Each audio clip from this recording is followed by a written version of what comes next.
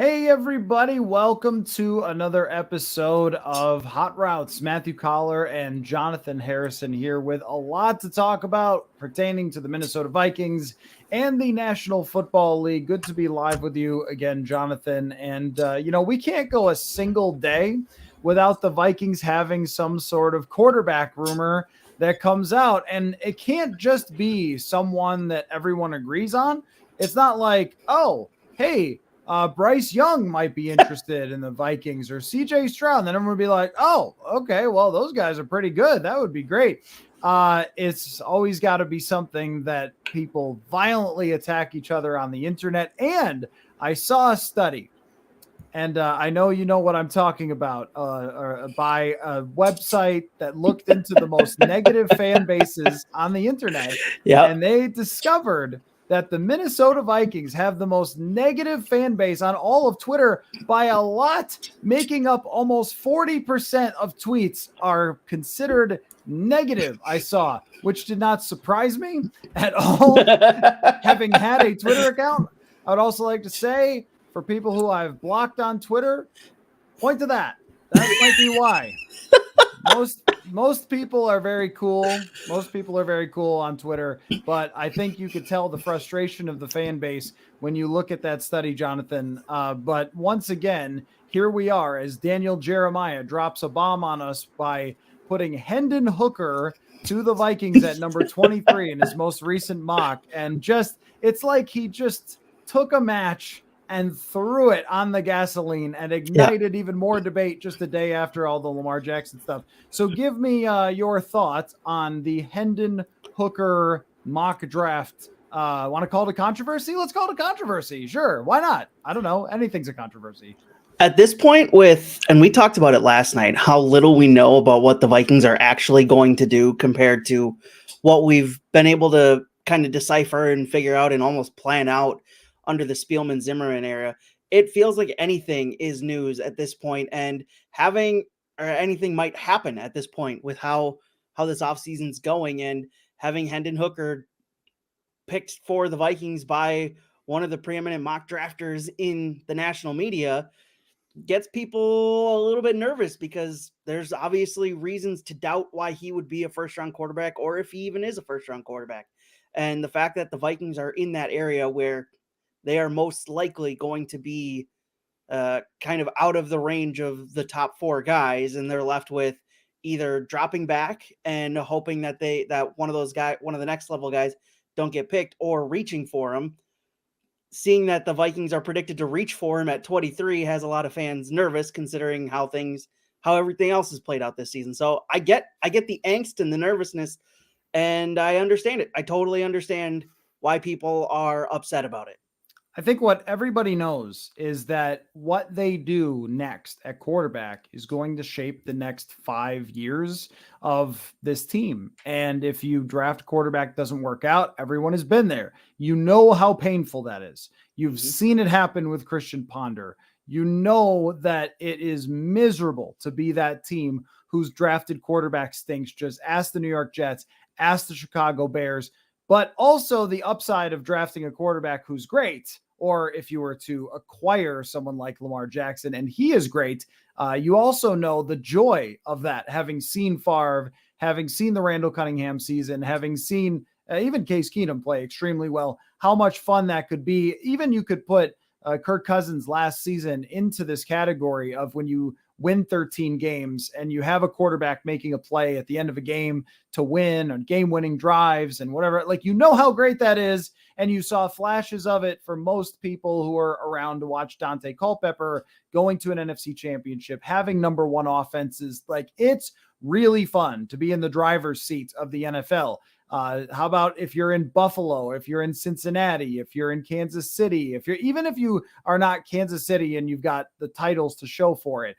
But when you are that team that every year you go into a season saying, because of Joe Burrow, we can compete for the championship. And the worst thing that can happen to you is losing to Kansas City at the last moment because you pushed, Patrick Mahomes out of bounds a little too late. Like, if that's the worst case scenario for you, it's a lot of fun. It's not a lot of fun to be the team who wins 5 games because you bought into the quarterback that doesn't work out. And it's also not a lot of fun to feel like you're stuck in the middle, as the Vikings have been for so long with Kirk Cousins for the last 5 years. And it's also not fun to be the team that's sort of hoping that, some random quarterback can work out for you, a Matt Castle or something like that. That's also not a really great or hopeful place to be. So, every direction is a risk, but that the worst one is being stuck in the middle. We talked about this, but we also know that how you could get just locked into being bad also in the NFL if you make one mistake in drafting the quarterback. So if you're going to go all in on a Hendon Hooker in the first round, I mean, it's one of those things where no one can really predict if he's going to be good or not, but you took so many risks to do it. And there were so many red flags. Not only is he 25 years old, but also you have the ACL injury to go along with it. I mean, that everyone is going to second guess you if you do that in the first round, if it goes wrong. Similar to Rick Spielman and Christian Ponder, where the night that Mike Mayock said as he was being picked, like, wait, I didn't have this guy as a first round talent at all. That is never going to be forgotten. So if you are the one to do that, then it's going to be held against you for absolutely ever. And the thing that I think maybe people don't really appreciate is like the shortness of a GM and a coach's tenure. If something goes wrong, like there is no room for error with almost anyone when it comes to making a decision at quarterback. So if they're going to do it, they have to be all in. But one thing, Jonathan, that it does sort of push me on is one of my pillars, which is nobody knows, right, if something's going to work out. But I can also see the major risks, right, where it's like if you take a big risk on something like that all of us could have seen coming and then it goes wrong, well, then you're going to get second guessed, even though it's always been my stance that you should just take a quarterback. And if it works out, it works out, because no one really knows. And it's never the first, or not always the first quarterback who turns out the best. It really challenges that with Hendon Hooker, because I just have a tough time believing that it's a great idea to take someone who's 25 years old in the first round. Yeah, I know you've brought it up before, but it's the Brandon Weeden situation. You don't want to draft a guy that old, especially with a guy, as Daniel Jeremiah says, that might need a year to sit on the bench, because by the time he needs that year to sit on the bench, he's 26. He's the same age that Lamar Jackson is right now. You don't want to reach for a guy that you're going to have to sit for a year on the bench, and he's going to be 26 by the time he starts, because by the time his 5-year rookie quarterback deal is up, he's 30 years old. Are you really going to sign a 30-year-old quarterback to a monster mega deal? And these tend to be 10-year deals at this point. You're not going to do that. So why invest a first-round pick into that?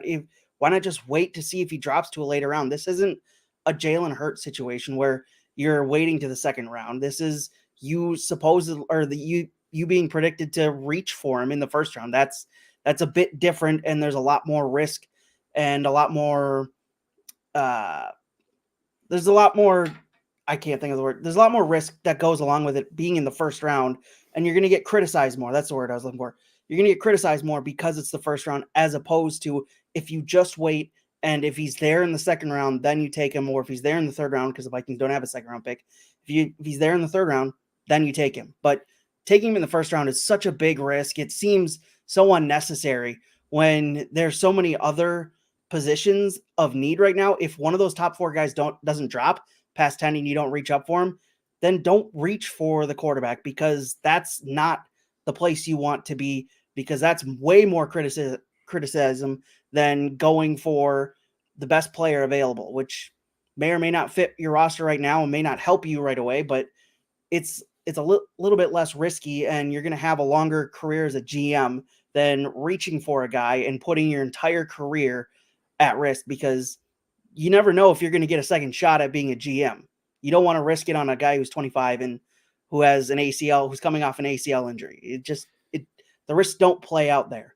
I think what you mean is that it opens you up to more scrutiny. Yes. It's probably the word you were looking for. That when you draft a CJ Stroud or a Bryce Young at the top of the draft, if it doesn't work out for you, then Okay, well, then you get just bad luck. Like, does anyone look at, if they do, they shouldn't. Does anyone look at the Jets and say, oh, yeah, what were you thinking with Zach Wilson? We all No. watch Zach Wilson. Zach Wilson has a monster arm. He was super exciting. He made all sorts of plays. Now, I'm sure some people will go back and say, well, I knew this or that or whatever about him, but please, come on. I mean, that was a very logical draft pick. Taking somebody who had the season that he had at BYU, had the workout that he had, has the arm strength, the talent, whatever. And how could the New York Jets have known that he wasn't really going to take the NFL all that seriously?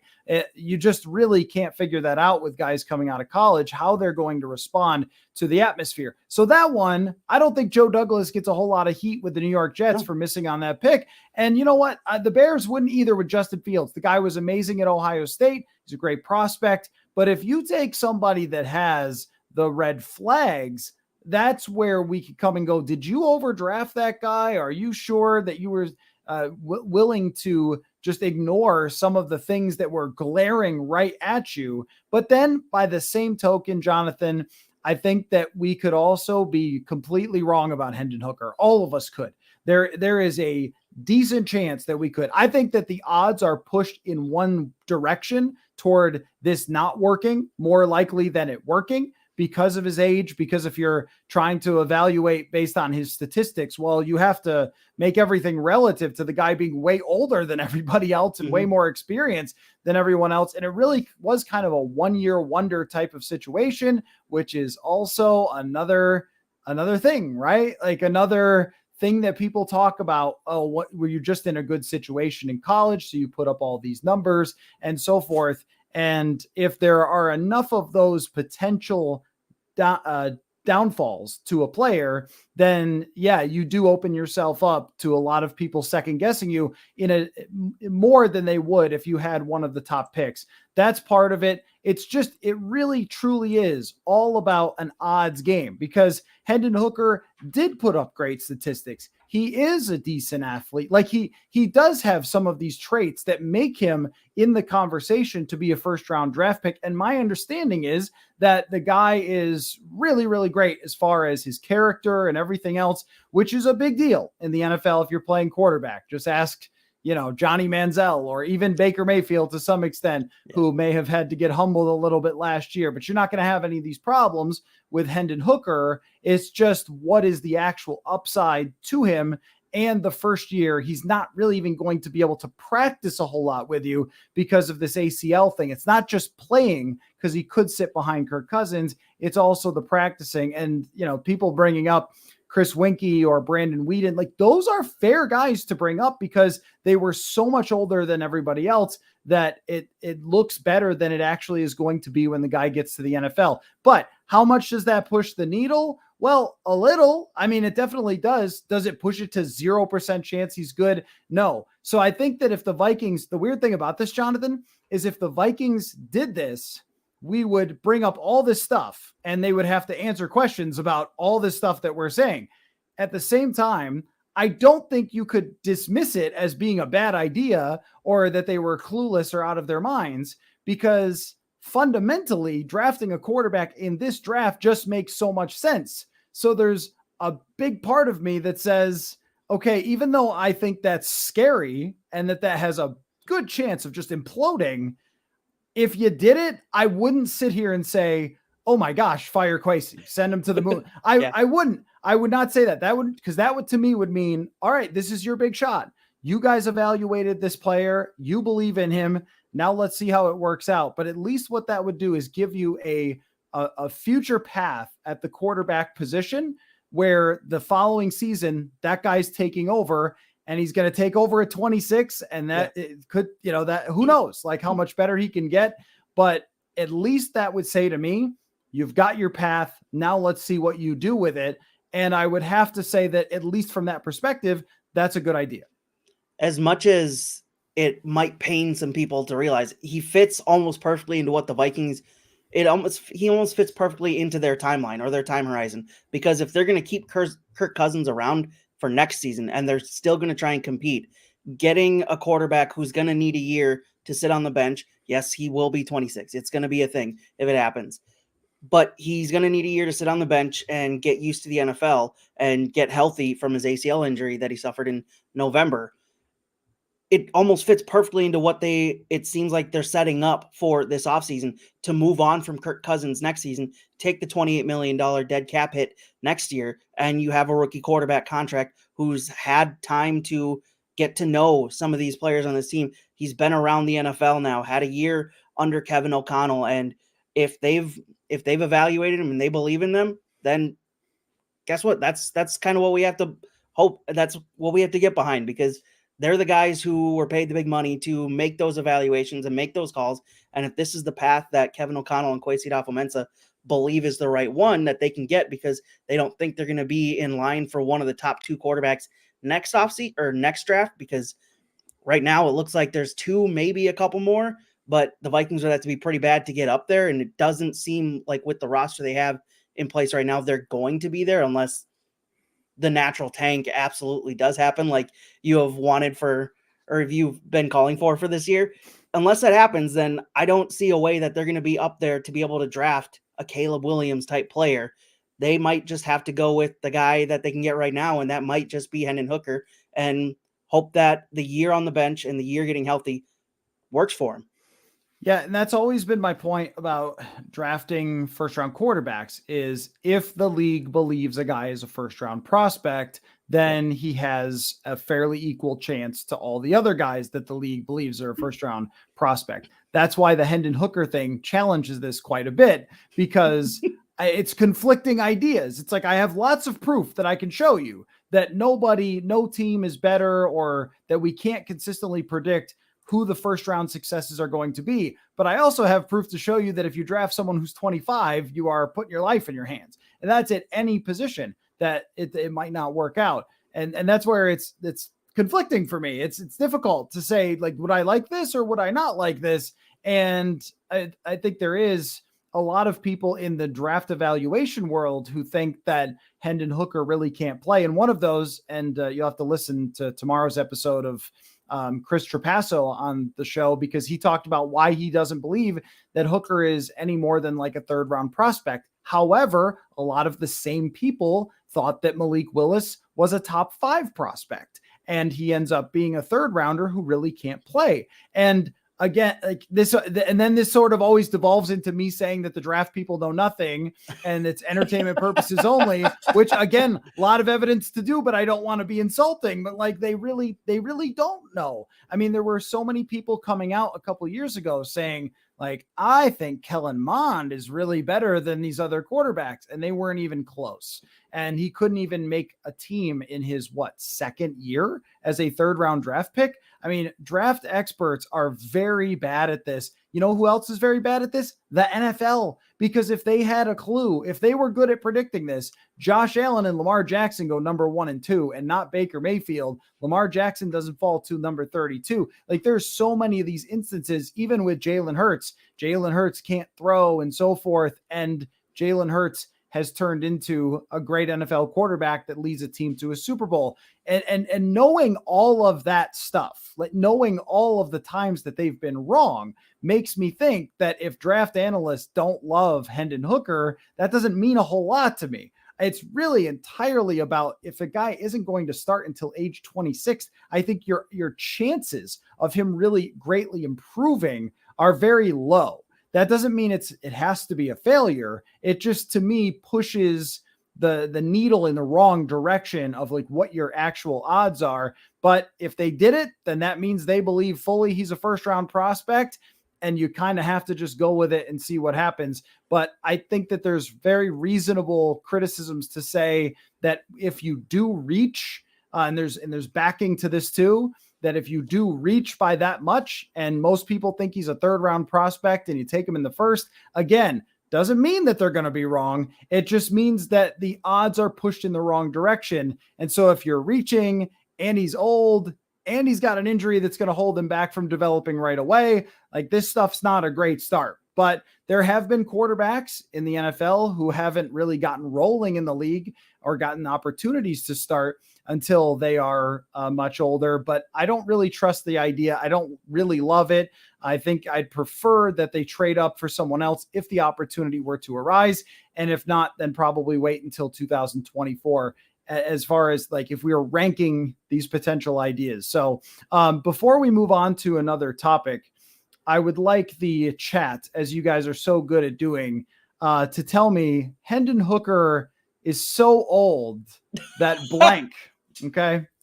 Now somebody already came in with a good one that said he can advertise for Cialis. That's a good one. He could tell his kids about the good old days. So Hendon Hooker, it's amazing he's entering the draft at this age. He's so old that blank. I'll let you guys fill in those and we can read those as we go along. Speaking of mock drafts, though, Jonathan, and how we don't really know what's going to happen, Mel Kiper's got Will Levis at 3. And he's got the Colts, I believe, trading up for Will Levis. Whereas Daniel Jeremiah has him in the middle of the first round, where the Vikings could potentially trade up for him. That's weird. So that seems that there's not even certainty about where those guys should be ranked. I'd like you to make some predictions about the rest of the market, about just, how things are going to play out, the rest of the quarterback market, the draft, or if there's any other movement that could potentially happen. Give me some takes. Give me some predictions about where guys are going to land. I think Lamar Jackson ends up elsewhere. I don't know where that is right now, but I don't think it's in Baltimore. I think someone comes in, despite all the talk we've heard of teams not wanting to give in and give these fully guaranteed contracts. We've seen it. We've seen it happen across the league. We've seen it here in Minnesota, that a fully guaranteed contract is out there to be handed out if the quarterback is good enough, and Lamar Jackson is definitely good enough for it. You can put his injury history aside. He's definitely good enough, and there are teams that will be desperate enough to do it. Who says the Colts won't do it because they have a crazy owner who's willing to break the rules of the other owners and go after him? I mean, anything's possible at this point. I just think with the way this is played out, Lamar Jackson probably ends up elsewhere, but I don't really have a good feel of where. The Colts feel like a good pick because I don't know how the cap situation worked there, but they just have that owner that feels like he might just be willing to do something crazy because he hired Jeff Saturday as a head coach out of nowhere. Come on. He hired a guy who's been on TV for the last 6 or 7 years as his head coach because he thought he'd fit and make it work as head coach, and he just didn't obviously work out. So if there's any team that's probably going to do it, it would probably be the Colts. Maybe the Vikings, like Jeremy Fowler said, and like we discussed plenty about last night, but I just don't see it with how this thing is playing out this offseason that Lamar Jackson will end up in this shade of purple anyways. That's what I got right now off the top of my head. I think Will Levis drops. I like Daniel Jeremiah's idea that he drops, and he's going to drop into the teens. And will the Vikings go after him? Maybe, but having him drop to Tampa Bay is kind of a sneaky pick there because Tampa Bay just went with Baker Mayfield. Didn't give him, I think they just gave him, a 1-year deal? What better place for Will Levis to sit for a year behind Baker Mayfield and whatever Tampa Bay are going to be this year? It's probably not going to be good, but there are still weapons there. They've still got Mike Evans, and they've still got, they still got weapons there. So that could be a good spot if they can mold Will Levis into a good quarterback. But I think Will Levis drops into the teens and maybe into the later teens, and that's where the Vikings fans will get nervous about, can we go up and get one of those top 4 quarterbacks? Because it'll be right there. The draft talk and all the pressure of that night will start happening. Just let me read a few of these Hendon Hooker ones. He's so old he played on Pangea, which is before the continents separated. That's funny. That's good. That's a good one. He's I've seen younger faces on money like that. His 401k is more mature than Johnny Manziel. Hooker is so old he has a MySpace account. You guys are good. Every night you guys bring it. Doesn't matter. Some players bring it every other night, like in the NBA or something, NHL. Not you guys. You guys bring it every night. I am going to say that Bryce Young will be the number 1 overall pick. I think that there is manufactured talk about the debate, and there's even, Carolina doesn't want to say, because I'm sure Roger Goodell said, don't you do it. We have so much drama built up. If you tell everybody who you're drafting, don't you do it. But I think that a lot of times there's sort of this attempt to make it controversial. And I could be wrong, but it feels almost a little bit like, hey, what if Fields went number one over Trevor Lawrence, and like Trevor Lawrence didn't have a great this game or that game or something. And at the end of the day, it was like the guy from tape to tape was the one who went number one overall. The same thing happened with Joe Burrow, where we kind of knew that he was going to be number one. It was, well, what about, could they do this? And that's what ended up happening. I think that's what's going to happen. Now, it's just a prediction. It could be completely wrong, but when they traded up, I don't think they traded up to go, hey, what if it's going to be this guy or that guy? Maybe they did. Maybe they have two people that they like and they're going to decide between them, or three. We've got predictions all over the place. I saw, who is it? Former linebacker on NFL Network. Thomas Davis. Talking about how he thinks it'll be Anthony Richardson, but he doesn't like Anthony Richardson, which is, again, like weird take. That goes into the category of there's no reason to be that confident that someone's going to succeed or not, because you really don't know. And we've seen it work before. But so he thought that, and I've seen other people say it's CJ Stroud. They're sending 11 of their front office and scouts to CJ Stroud's workout, which is a little bit weird, but I don't know. That might just be, but who are they doing smoke and mirrors for? So nobody really knows. Nobody really knows. And I don't know how many people they're sending to, Bryce Young's either. Hard to say.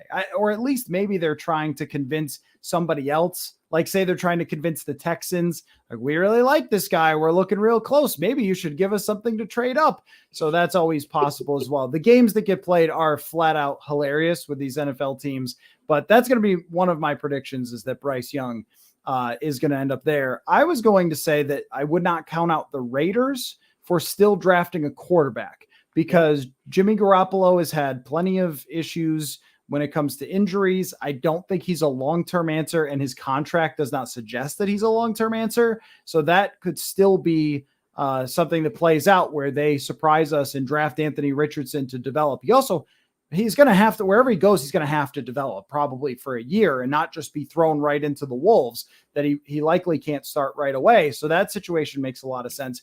And I think, just because you made the prediction that Lamar is going to go somewhere else, I think I almost want to go another direction and say that he will go back to Baltimore, that whatever offer comes in, the Ravens are going to match it, because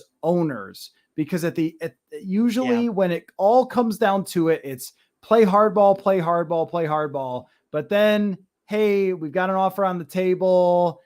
What do you think? And the owner says, all right, let's keep him, because what's your other answer is going to be the thing that gets brought up from the owner. He's going to ask the general manager, well, what are you going to do? Are you going to draft somebody? Are you going to trade for somebody? Are you going to, who's out there? Who can we acquire? And they're like, well, you got a McCown, probably. There's got to be one out there. Ryan Fitzpatrick, he looked great on TV. I bet he's still in shape. It's just going to be hard, I think, for Lamar Jackson to end up somewhere else, because they will either buckle and match whatever offer, or the NFL will continue to sort of hunker down and not give him any legitimate offers and just force him to go back at the Ravens price, which is collusion. But what are you going to do? And I see that the head of the NFLPA is already talking about this. Like, once teams came out and started announcing that they weren't going after him. Yeah. Come on now. But I agree with your point about Jim Irsay. Do we think that there's any other quarterback movement other than the draft picks and, like saying Kirk Cousins, whatever? I don't know. Like that seems pie in the sky that he could move anywhere before next year. But anyone else? Because I like the one team that I'm a little just curious about, because they would know how the arm surgery went for Brock Purdy, would be San Francisco. If San Francisco is maybe going to Tom Brady and saying, but what if you just you don't even have to practice. You just show up game day. We got a children's room in the back. Like, they can hang out there. That would be the only other one, as if you think that that's actually going to happen. Or if you think that Aaron Rodgers does not actually go to the Jets, because that situation remains kind of awkward. The fact that it still hasn't been completed it can't just be the Packers playing hardball. I know we're all willing to take, I know some people are willing to take Aaron Rodgers for his word because he's willing to be honest on Pat McAfee's show and only Pat McAfee's show. But it can't, at this point, it's gone on for so long. It's been, a week since Aaron Rodgers said that he was going to be a New York Jet and that it was just because the Packers were playing hardball. It can't be that at this point. There's got to be something else because it would have been done by now. They would have found a way to get it done because at this point, all the chips have been laid on the table. Everybody knows what's going to happen. How have you not just made this complete yet? At this point, it's kind of ridiculous what's going on. And someone's got to be, I think it's something more than just the Packers holding it up, wanting more for Aaron Rodgers because he's 38. You're not going to get a whole ton for him. You can probably get a first round maybe because it's Aaron Rodgers, but you can't really play this kind of hardball. This is a bit absurd, but I think that could be a possibility that he doesn't leave and then he just retires and the Packers have to eat that. But it seems weird that it's still gone on this long. I like your 49ers idea and calling out Tom Brady because there was the video last year when he was entering the stadium and he took the pictures because he's grown up a 49ers fan. What better location to just retire and go and play your final year than a San Francisco 49ers team that's stacked on defense, that has incredible weapons on offense. All you really need to do is just go fit into Kyle Shanahan's offense and just succeed because the rest of the NFC West isn't that great besides maybe Seattle if they can be just a little bit better this next year. I don't see the Rams getting back into it because they've traded away some key pieces. Just really go be good in San Francisco, and the NFC is kind of there for the taking besides Philadelphia at this point. Yeah, and that's an interesting situation because Rich Eisen brought up the fact that people around the combine were wondering if Brady was going to make a last-second comeback. I guess the other one would be if the Dolphins do anything nuts. They wanted Tom Brady there. They lost the draft pick by trying to get him and tampering. It is very hard to get caught tampering. Very hard. And yet somehow they did that with the Dolphins to go along with the other goofy stuff that they do. But you never know with that. Like, is that storyline completely closed? They did pick up Tua's fifth-year option, but all hell could break loose at just about any time in the NFL with a league that has Jim Irsay and the Dolphins owner existing. So I don't know how that's going to play out. Well, what if Anthony Richards and Will Levis are there for the Seahawks when the Seahawks are up to pick? We know that they've done this in the past where they signed Matt Flynn to a big contract and still drafted Russell Wilson. Yes, that was the third round, so there's a bit of a money difference there. But if one of those guys drops and they're there at, was it 5 that the Seahawks pick? Who's to say they don't do it again and sign Geno Smith to a big contract and have one of these guys who might need a year to develop on the bench, and then you hand it off, or see if you can get something out of them in training camp and you realize, oh yeah, this is that guy, we're just going to hand the reins over to you and we'll just eat this monster contract we just signed Geno Smith to. Yeah, I mean, that's there's so many scenarios that could still play out because I think it's actually a good idea for Seattle to do that. Yeah. That makes so much sense to me to have Geno Smith on this short-term deal and then draft someone like Anthony Richardson. And clearly Pete Carroll is not uncomfortable with having a quarterback who runs around and that needs some development because they started Russell Wilson pretty much right away. Or actually, I think right away that he beat out Matt Flynn in that training camp and then he just jumped right in.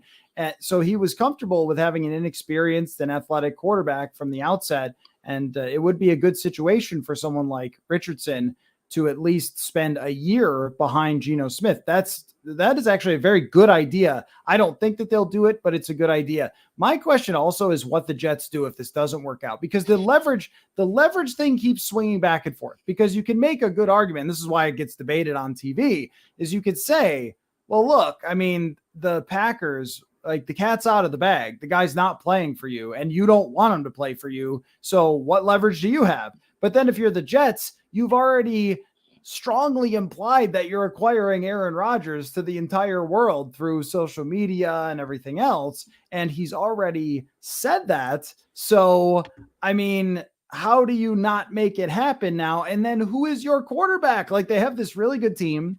Alan Lazard just signed there. what are you doing if Aaron Rodgers doesn't end up as your quarterback? Yeah. Like, you kind of have to make that happen at that point. You've already agreed to pay, and he's on layaway, and now you have to go, now you have to go pick him up at the store. And what are you going to do? Get to the store and be like, oh, I'm not paying that price. Like that. It's very weird how that thing is played out, because once it's so public that everyone thinks it's going to happen, it's on both of you to make it happen. And more likely than not, they just find something in the middle of that. But would it be Cam Newton, who worked out today and I guess looked pretty good in his workout, but has kind of gone past his prime? Maybe he's got a Randall Cunningham second win to him. I don't know.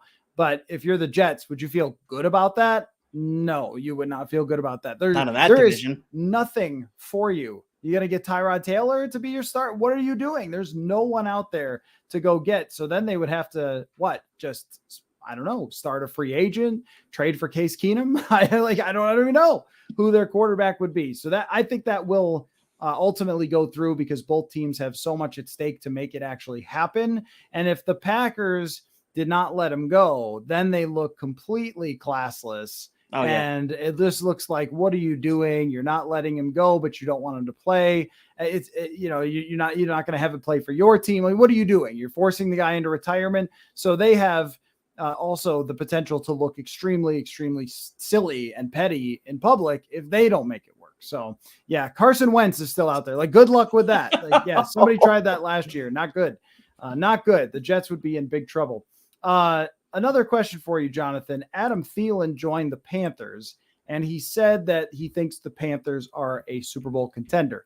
Now, look, folks, if you're roasting Adam Thielen for saying he's excited about his new team and their prospects, get off that list that says the Vikings Twitter is the most negative. Move yourself off the list, please. That's too much. That's too much.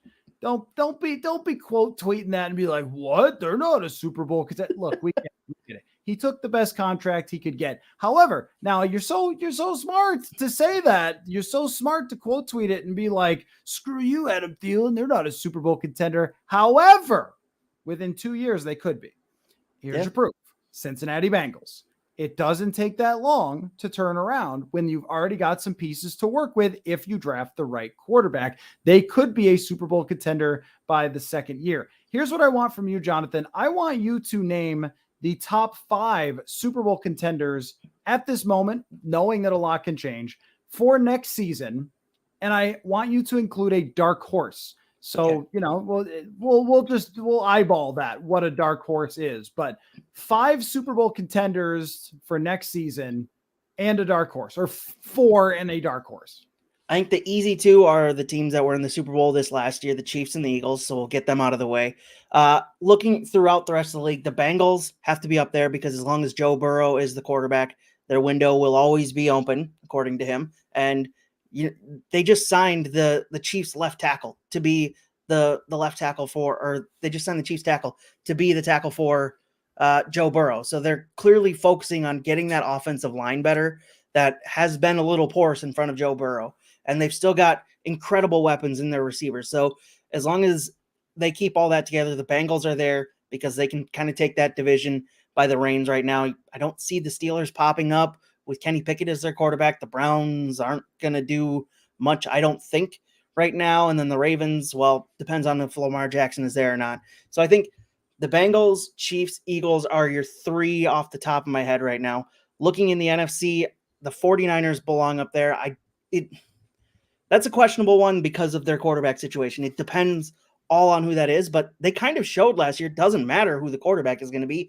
They still have an offense, and they've got one of the best offensive play callers in the league, that it almost doesn't matter who the quarterback is. They took Mr. Irrelevant and made him look dang good. And yes, he has to be good to do that, but still they made do and got almost to the Super Bowl. They got wiped out in the NFC Championship game because injuries got in the way to the quarterback situation, but they were a step away. And my dark horse, do we consider the Chargers a dark horse because they haven't really gotten close? I want to say the Jaguars as well, because I like Trevor Lawrence, obviously, and I think Doug Peterson is a really good head coach who can get the best out of that offense. But I want to lean more towards the Chargers right now. They've got a real offensive coordinator for once. They got the guy that Mike McCarthy wanted to let go for some reason because he ran up the score too many times, which is it still breaks my brain to think that that's the reason why I let him go. But I think that a new offensive coordinator for Justin Herbert can get a lot more out of Justin Herbert with that offense. You got guys that are a little bit healthier. Hopefully, Brandon Staley doesn't do some stupid things and play guys in games that they don't need to and kind of ruin them for the playoff run.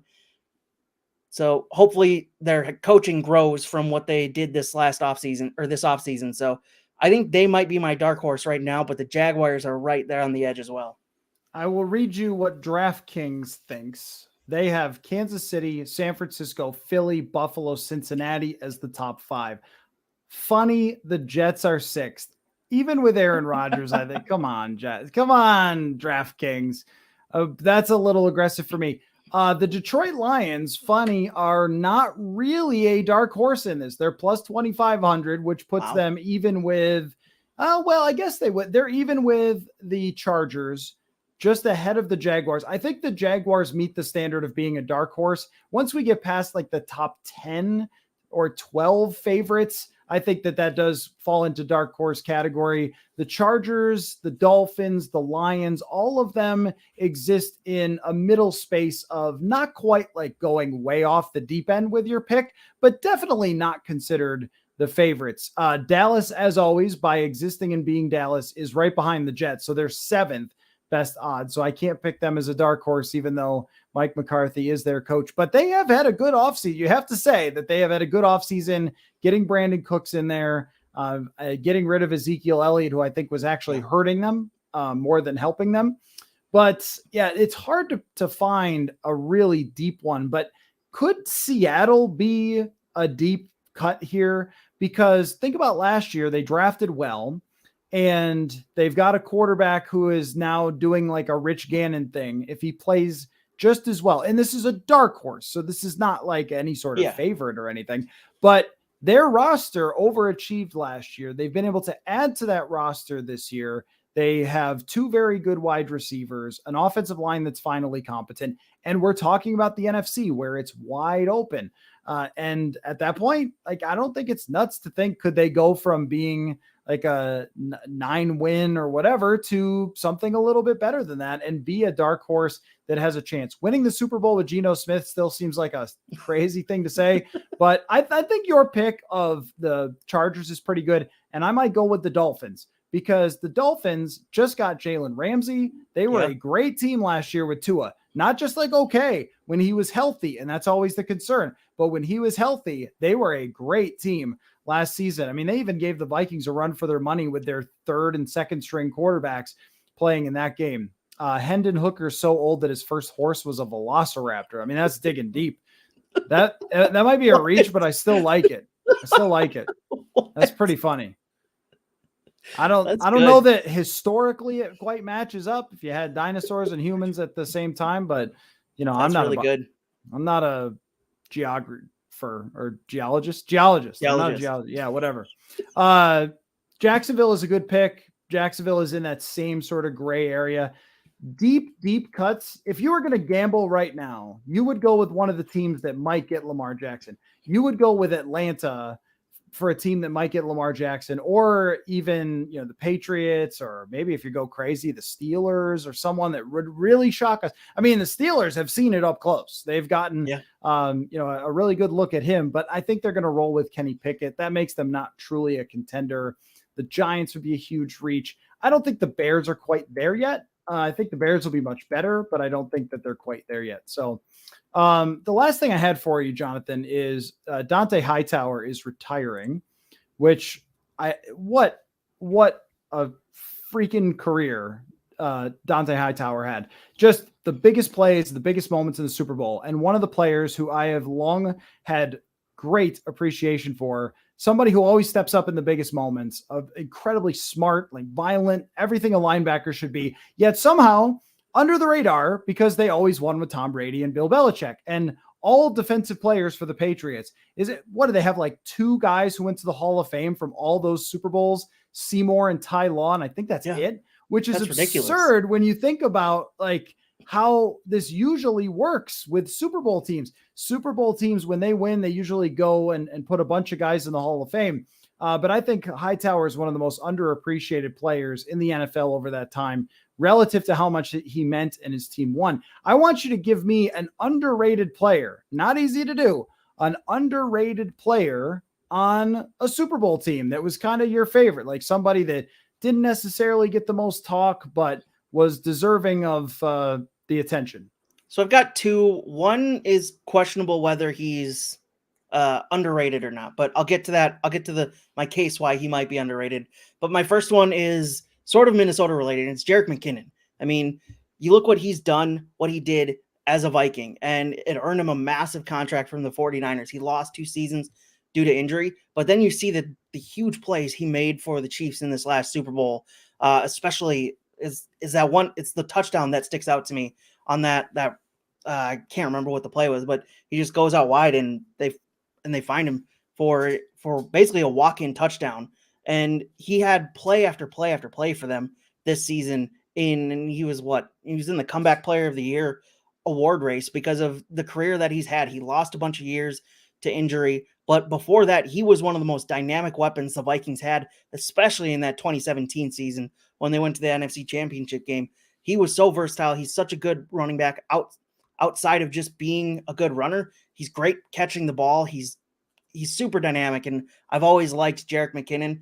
My second one is a Hall of Famer. This is why I'm saying it's a little questionable, but it's Leroy Butler. It took him, 6 years to get into the Hall of Fame as one of the most dominant safeties of his era.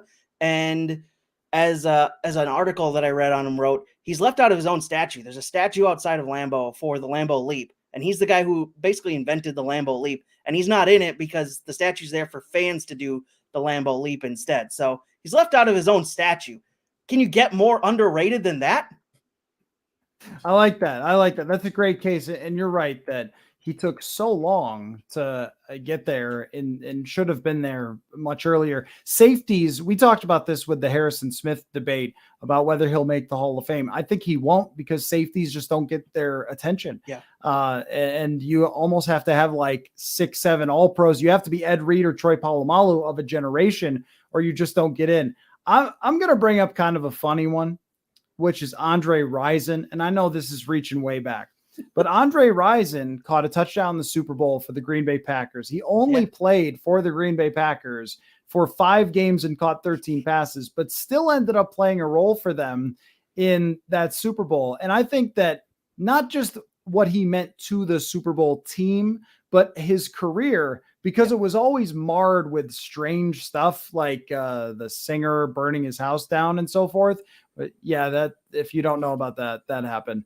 One of the TLC singers burned his house down, but he was a great player. I mean, he was over 1,000 yards 5 times and was consistently one of the best, receivers in the entire NFL. And yet didn't get a whole lot of love, I think, because he was just enigmatic and, things didn't work out in a lot of different locations. So that came to mind for me with him. And the other one was Terrence Mathis was he didn't make any plays for the Super Bowl team, but I was looking at the 2001 Super Bowl with New England, the Patriots, and they had some really amazing names. This is one of my favorite part about Super Bowl trivia is guys who latched on and got rings.